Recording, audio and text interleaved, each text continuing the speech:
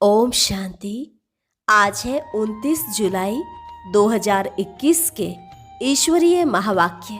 पहले एक नज़र मुरली के मुख्य पॉइंट्स पर। बाबा ने कहा, मैं प्रतिज्ञा करता हूँ, अगर तुम निरंतर मुझे याद करने का पुरुषार्थ करेंगे तो तुम्हारे सारे विकर्म विनाश हो जाएंगे। पवित्र तो जरूर रहना है, लेकिन साथ साथ निरंतर याद में भी रहो। इस सहज याद के बल से तुम बहुत ऊंच बनते हो। फिर कहा, केवल दान पुण्य करने से कोई पुण्य आत्मा नहीं बन जाता। ज्ञान का सागर पतित पावन बाप ही तुमको पाप आत्मा से पुण्य आत्मा बनाते हैं। तन मन धन सब बेहद के बाप पर बलिहार जाना चाहिए, तभी तुमको 21 जन्म के लिए बाप से बलिहारी मिलेगी। राइट अक्षर है याद, योग अक्षर तो शास्त्रों का है। अब तुम्हें याद के बल से पवित्र बनना है। जो 84 जन्म लेने वाले नहीं होंगे वह इन बातों को नहीं समझेंगे। आगे कहा, मुख्य विकार है देह अभिमान, यही सबसे तीखा है। देह अभिमानी बनने से ही काम की चोट लगती है। अब तुम्हें देही अभिमानी बनने की मेहनत करनी है। भले ही माया के तूफान आए, विकारी संकल्प चले, लेकिन कर्मेंद्रियों से कभी कोई पाप कर्म नहीं करना। और लास्ट में बाबा ने कहा, बच्चे प्रतिज्ञा करो, हम कभी विकर्म नहीं करेंगे। अब इन 5 विकारों का दान मुझे दे दो। अंदर यह डर रहना चाहिए, अगर हम विकारों का दान देकर वापस लेंगे तो बड़ा पाप हो जाएगा। और अब सुनते हैं महावाक्यों को विस्तार से। मुरली का सार। मीठे बच्चे, यह भारत भूमि निराकार बाप की जन्म भूमि है। यहाँ ही बाप आते हैं तुम्हें राजयोग सिखलाकर राजाई देने, तुम्हारी सेवा करने। प्रश्न, शिव बाबा अपने हरेक बच्चे से कौन सी प्रतिज्ञा कराते हैं? उत्तर, मीठे बच्चे प्रतिज्ञा करो कि बाबा हम कोई भी विकर्म नहीं करेंगे। 5 विकारों का हम दान देते हैं। अंदर में डर रहना चाहिए, अगर हम दान देकर फिर वापस लेंगे तो बहुत पाप बन जाएगा, जिसकी कड़ी सजा खानी पड़ेगी। हरिश्चंद्र की कहानी भी इस पर ही बनी हुई है। ओम शांति। यह बच्चों की है गॉडली स्टूडेंट लाइफ। बच्चे जानते हैं कि हम उनके पास आए हैं। वही कल्प कल्प भारतवासी बच्चों को आकर राज्य भाग्य देते हैं। भारत में ही आते हैं ना। यह भारत भूमि है। अपनी भूमि पर बहुत प्यार रिगार्ड होता है। जैसे कोई विलायत का बड़ा आदमी यहाँ मरता है तो उनको विलायत ले जाते हैं, अथवा यहाँ का कोई बड़ा आदमी विलायत में मरता है तो उनको यहाँ ले आते हैं। अपनी भूमि पर मान रखते हैं। भारत को कहा जाता है भगवान की जन्म भूमि। यह भी जानते हो कि जिसको भगवान अथवा अल्लाह परमात्मा कहते हैं, उनके सामने अभी तुम बैठे हो। नाम तो जरूर चाहिए ना। अल्लाह कहते हैं तो भी लिंग की पूजा करते हैं। ईश्वर अथवा खुदा कहते हैं तो जरूर उनकी निशानी चाहिए ना। लिंग को सब तरफ पूजते हैं। चित्रों में भी आजकल देवताओं के आगे परमपिता परमात्मा का चित्र शिवलिंग दिखाते हैं। वह है सबसे ऊंच। उनको अपना शरीर नहीं है, इसलिए निराकार कहा जाता है, साकार नहीं है। अभी तुम बच्चे जानते हो, हम उनके सामने कल्प कल्प हाजिर होते हैं शिक्षा लेने के लिए। भगवान वाच है तो जरूर राजयोग सिखलाते होंगे। स्टूडेंट को राजयोग सिखाया था और वह राजा रानी बने थे। लड़ाई आदि की तो बात है नहीं। इन लक्ष्मी नारायण आदि ने लड़ाई से थोड़े ही बादशाही पाई है, बिल्कुल नहीं। दुनिया बिल्कुल नहीं जानती कि इन्होंने सतयुग में राज्य कैसे पाया। अभी तुम बच्चे समझते हो, हम बाप से राज्य ले रहे हैं, हम उनके सम्मुख बैठे हैं। वही बाबा है, कृष्ण नहीं। कृष्ण तो छोटा बच्चा है, वह है रचना। अभी बरोबर कृष्ण अपना पद ले रहे हैं, जो फिर भविष्य में कृष्ण कहलाएंगे। यह है सारी पढ़ाई की बात। तुम जानते हो, बाबा हमको राजयोग सिखलाते हैं। जैसे मनुष्य को बैरिस्टर, इंजीनियर आदि बनाते हैं तो मनुष्य ना। तुम समझते हो, हम भी मनुष्य हैं, परंतु हम पतित हैं। अभी बाप पावन भी बनाते हैं और हमें वर्षा भी देते हैं। पावन दुनिया तो नई दुनिया ही होगी। नई दुनिया में है ही राजाई। अभी तुम बाप के सम्मुख बैठे हो। जैसे लौकिक बाप बच्चों को प्यार से बैठ समझाते हैं, यह है पारलौकिक विचित्र बाप, जिसके लिए तुम गाते आए हो, त्वमेव माता सुपिता त्वमेव। इस समय तुम जानते हो, यह अपना पार्ट बजाते हैं, जो भक्ति मार्ग में हम गायन करते हैं। तुम कहते हो, हम शिव बाबा के पास आए हैं, चिट्ठी भी लिखते हो, शिव बाबा केयर ऑफ ब्रह्मा।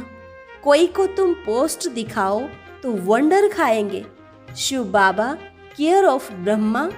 ऐसा तो कभी सुना नहीं है। शिव बाबा ब्रह्मा में आकर विष्णुपुरी की स्थापना कर रहे हैं, सामने खड़े हैं। ऊपर में है शिव बाबा। शिव बाबा ने ब्रह्मा द्वारा स्थापना की थी, अब फिर से कर रहे हैं। यह है प्रवृत्ति मार्ग। राज विद्या में भी बैरिस्टर पढ़ाते हैं तो मेल फीमेल दोनों पढ़ते हैं। फीमेल भी जज, बैरिस्टर, डॉक्टर आदि बनती हैं। यह भी प्रवृत्ति मार्ग है। सन्यासियों का है निवृत्ति मार्ग, वह अलग है। यह भी बाबा ने समझाया है। शंकराचार्य अगर नहीं आता तो पवित्रता का अंश नहीं रहता। भारत बिल्कुल ही जल मरता। यह नोंद है भारत को थमाने लिए। भारत बहुत पवित्र था, फिर अपवित्र बना है। अभी भारत कितना कंगाल है। कहते हैं सोने की लंका समुद्र के नीचे चली गई। अब लंका तो सोने की हो नहीं सकती। यह सब कहानियां बैठ लिखी हैं, जिससे फायदा कुछ भी नहीं।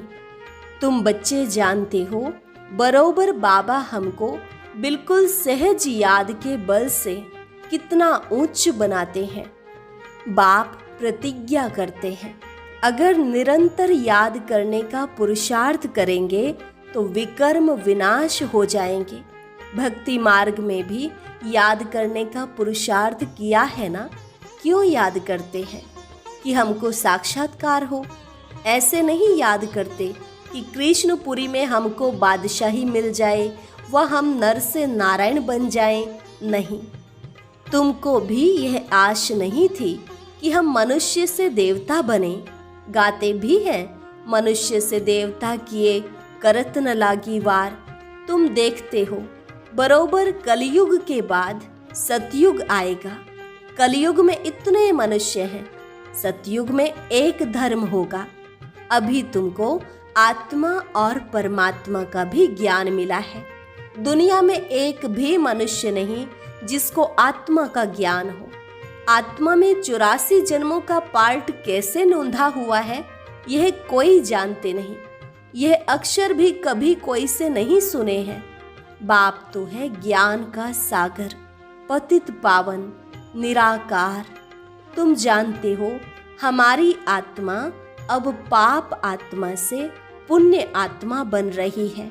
सतयुग में तो है सब पुण्य आत्माएं, यहाँ है पाप आत्माएं। ऐसे नहीं कि बहुत दान पुण्य करने वालों को पुण्य आत्मा कहा जाता है। नहीं, पुण्य आत्मा होते ही हैं सतयुग में। यहाँ जो मनुष्य दान पुण्य करते हैं उनको पुण्य आत्मा समझते हैं। वहाँ तुमको दान पुण्य आदि करने की दरकार नहीं रहती। वहाँ गरीब कोई होता ही नहीं। तुम वहाँ सदैव के लिए पुण्य आत्मा हो ही। तुम तन मन धन सब बेहद के बाप अर्थ देते हो, जिसको बलिहार जाना कहा जाता है।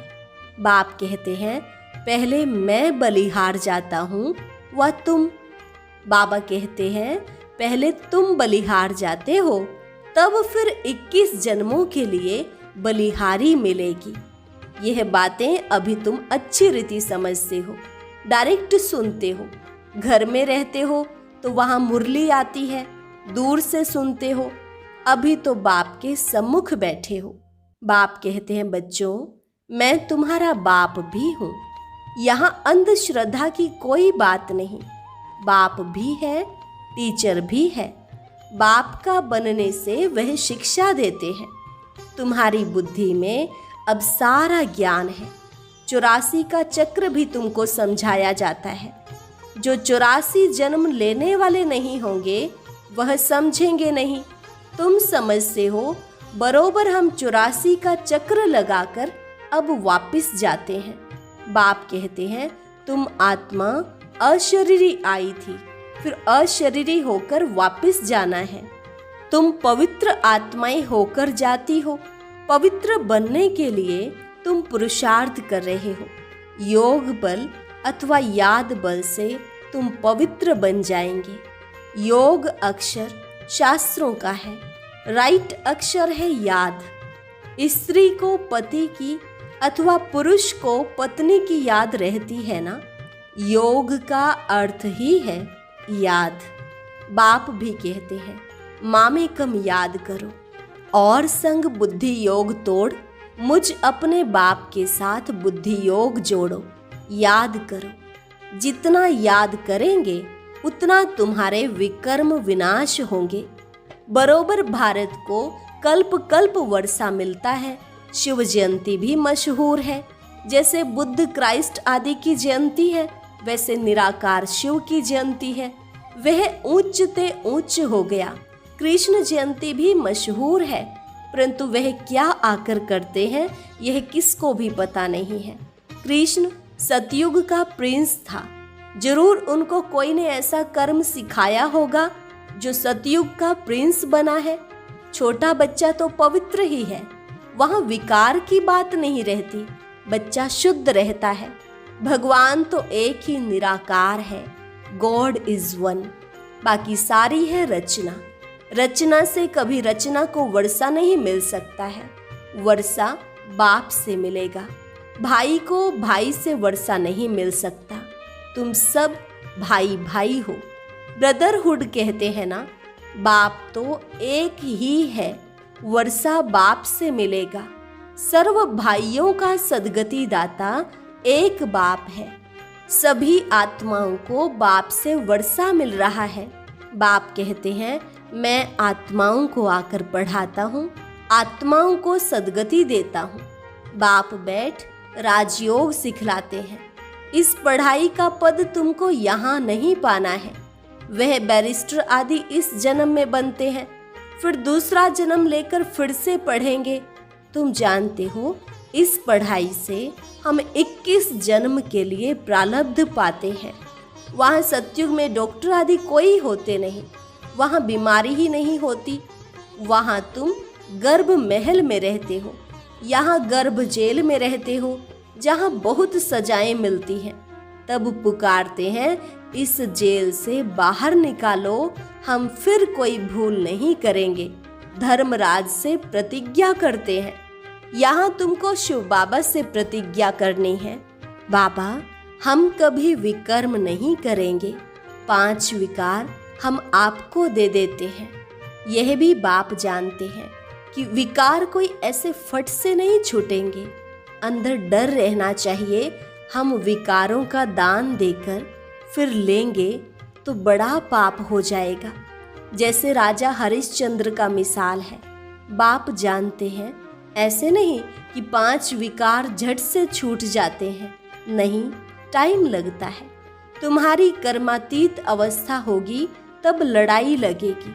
यह 5 विकार हैं बड़े दुश्मन। उसमें भी मुख्य है देह अभिमान, उसका दान देना कितना मुश्किल है। घड़ी घड़ी बाप कहते हैं, अपने को आत्मा समझ मुझ बाप को याद करो, परंतु यह होता नहीं है। देह अभिमानी बनने से फिर काम की चोट लगती है। देह अभिमान सबसे तीखा है। देही अभिमानी बनने की मेहनत है। मुख्य देह अभिमान आने से ही पाप हुए हैं। 5 विकार दान में देना पड़े, इसमें समय लगता है। साजन बिगर सजनियां तो जा न सके। पहले साजन को जाना है, फिर सजनियां। साजन को आकर सब आत्माओं को ले जाना है। जब तक कर्मातीत अवस्था हो तब तक पुरुषार्थ करना है। देह अभिमान में आने से ही फिर भूलें होती हैं। कहते हैं बाबा, देह अभिमान में आकर विकार में गिरे, तूफान तो बहुत आएंगे। विकार का संकल्प आए, परंतु कर्मेंद्रियों से कभी कोई पाप नहीं करना। माया को जीतने के लिए कितनी मेहनत करनी पड़ती है। बाप कहते हैं, अगर शादी की हुई है तो पवित्र रहकर दिखाओ, तो सन्यासी भी देखेंगे। तुमको आमदनी देखो कितनी भारी है, पवित्र रह दिखाया तो बहुत उच्च पद पाएंगे। तुम पर तो सब कुर्बान जाएंगे। बाबा भी महिमा करते हैं, भले पवित्र भी रहे, परंतु फिर भी योग तो चाहिए ना। योग में ही घड़ी घड़ी विघ्न पड़ते हैं। देह अभिमान आ जाता है। पवित्र रहते हैं सो तो ठीक, पवित्रता से ही पवित्र दुनिया में वर्षा पाएंगे, परंतु फिर माया भी जोर रखेगी। माया बहुत वार करती है। बाप समझाते हैं, यह सब होगा। बहादुरी दिखलाते हैं, परंतु साथ साथ निरंतर याद भी रहे, तभी विकर्म विनाश होंगे। रुस्तम जो बनते हैं उनको माया भी बहुत सताती है। याद में मुश्किल रह सकते हैं। जो रह सकते हैं उनसे अनुभव पूछना चाहिए। क्या समझते हैं, कैसे रहते हैं। याद में रहने से विकर्म विनाश होंगे। यह बात ही बिल्कुल न्यारी नई है। यहाँ बैठे हो तो नशा चढ़ा हुआ है, यह भी समझते हैं। भगवान एक ही निराकार है, ना कि कृष्ण। वास्तव में कृष्ण के लिए शास्त्रों में बातें लिख दी हैं। उखरी से बांधा, यह किया, वह कोई बातें हैं नहीं। यह भी उनकी ग्लानि करते हैं, इंसल्ट करते हैं। कृष्ण में तो कोई भी अवगुण नहीं था। चंचलता करना यह भी एक अवगुण है ना। कृष्ण तो बिल्कुल ही मर्यादा पुरुषोत्तम है। उनकी महिमा गाते हैं सर्वगुण संपन्न। गाया जाता है गुरु ब्रह्मा, गुरु विष्णु। बोलो, गुरु तो हमारा है नहीं। हम इनको ना तो गुरु ना ईश्वर मानते हैं। पतित पावन तो एक ही निराकार है ना। साकार गुरु कोई पतित पावन हो न सके। इस समय तुम परमपिता परमात्मा की सारी जीवन कहानी को जानते हो। 5000 वर्ष में शिव बाबा का क्या पार्ट बजता है, यह तुम जानते हो बाप द्वारा। नॉलेजफुल तो बाप है ना। सुख, शांति, आनंद का सागर, यह महिमा उनकी है। बाप के पास खजाना है तो जरूर बच्चों को भी देते होंगे ना। अच्छा, मीठे मीठे सिक्की लधे बच्चों प्रति मात पिता बाप दादा का याद प्यार और गुड मॉर्निंग। रूहानी बाप की रूहानी बच्चों को नमस्ते। रूहानी बच्चों की रूहानी बाप दादा को नमस्ते नमस्ते, गुड मॉर्निंग। धारणा के लिए मुख्य सार। पहली पॉइंट, कर्मातीत अवस्था को प्राप्त करने के लिए इन कर्मेंद्रियों से कोई भी भूल नहीं करनी है। पवित्र रहने के साथ साथ याद में भी मजबूत होना है। दूसरी पॉइंट, सदा पुण्य आत्मा बनने के लिए तन मन धन से बाप पर बलिहार जाना है। एक बार बलिहार जाने से 21 जन्म के लिए पुण्य आत्मा बन जाएंगे। वरदान, उपराम और एवर रेडी बन बुद्धि द्वारा अशरीरीपन का अभ्यास करने वाले सर्व कलाओं में संपन्न भव। उपराम और एवर रेडी बन बुद्धि द्वारा अशरीरीपन का अभ्यास करने वाले सर्व कलाओं में संपन्न भव। जैसे सर्कस में कला दिखाने वाले कलाबाज का हर कर्म कला बन जाता है। वे कलाबाज शरीर के कोई भी अंग को जैसे चाहें, जहाँ चाहें, जितना समय चाहें मोल्ड कर सकते हैं। यही कला है। आप बच्चे बुद्धि को जब चाहो, जितना समय, जहाँ स्थित करना चाहो वहाँ स्थित कर लो। यही सबसे बड़ी कला है। इस एक कला से 16 कला संपन्न बन जाएंगे। इसके लिए ऐसे उपराम और एवर रेडी बनो। जो ऑर्डर प्रमाण 1 सेकंड में अशरीरी बन जाओ, युद्ध में समय ना जाए। स्लोगन: सरलता और सहनशीलता के गुण को धारण करने वाले ही सच्चे स्नेही और सहयोगी हैं। सरलता और सहनशीलता के गुण को धारण करने वाले ही सच्चे स्नेही और सहयोगी हैं।